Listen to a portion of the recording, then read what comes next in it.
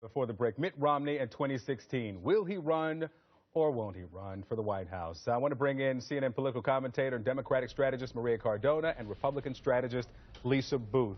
Welcome to both of you. Good morning.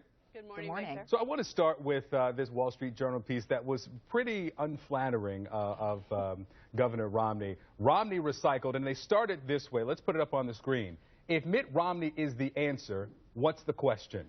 Let's start with you, Maria. What is the question? Well, I think the question is, what are Republicans going to offer the American people that has been different in the last two elections? And I think the issue with Mitt Romney is that a lot of Republicans are afraid that he will run the same kind of campaign that he ran in 2012, which was clearly disastrous because he couldn't figure out what kind of message to relate to the American people on why Republicans and he himself should be running the White House. But look, I've talked to many Republicans, many of whom say it's a bad decision, but also a lot of them say, look, you know, he really believes that he can do this job, that he is the best in the Republican field to do this job. So I say, as a Democrat and as a CNN commentator, I have three words for him. Do it, Mitt. Do it, Mitt. Lisa, how about it? I mean, he even has a 2012 co-chair who's out there who isn't 100% behind another run. Right. Look, I like Mitt Romney, and I think he's certainly a formidable candidate, and I think that he would be definitely has the qualities to be president. But here are my concerns with him, and I think they're the concerns that a lot of Republicans share. He definitely has a perception problem to overcome, and there was a post-mortem by the Boston Globe that kind of hit the nail on the head, and what it did was showing exit polling that said that the majority of Americans liked Mitt Romney's vision, his leadership, and his values.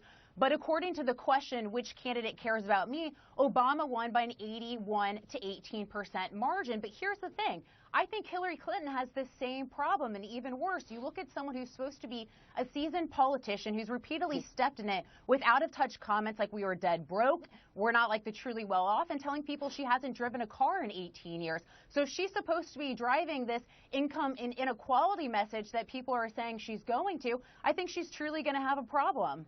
So what about that, Maria? Romney obviously couldn't get it done against Obama, but maybe a better shot against Hillary Clinton. Oh, absolutely not. I think that Republicans who think that Hillary Clinton is going to have a problem figuring out how she is going to relay the message that what she will put forward will help the middle class, they're just deluding themselves. And look, like I said before, as a Democrat, I would love Mitt Romney to run.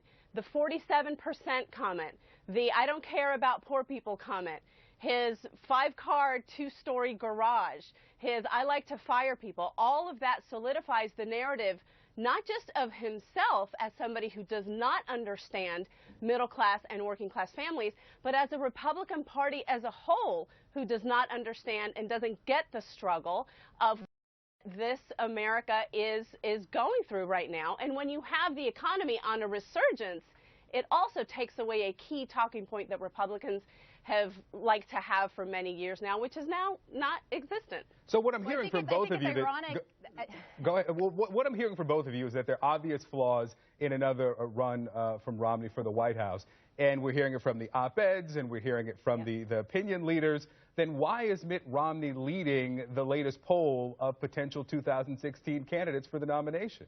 Lisa. Well, Victor, I think a large part of that is because people know Mitt Romney, right? He has a high name recognition, and people are well aware of him. I mean, if you look at recent polling, I think 18% are undecided. So there's still a long time between now and the election. And I'm not saying that Mitt Romney is not the guy. I'm just saying that he's got some real problems. But I think it's ironic because a lot of the things that Maria just highlighted that are problems that Mitt Romney's going to face are the exact problems that Hillary Clinton faced. She's repeatedly stepped in, as I said before, with comments like we're dead broke, or we're not like the truly well off, even though everyone knows that Bill and Hillary Clinton are millionaires and they're making, $300,000 plus for each speaking engagement that Hillary Clinton is going to.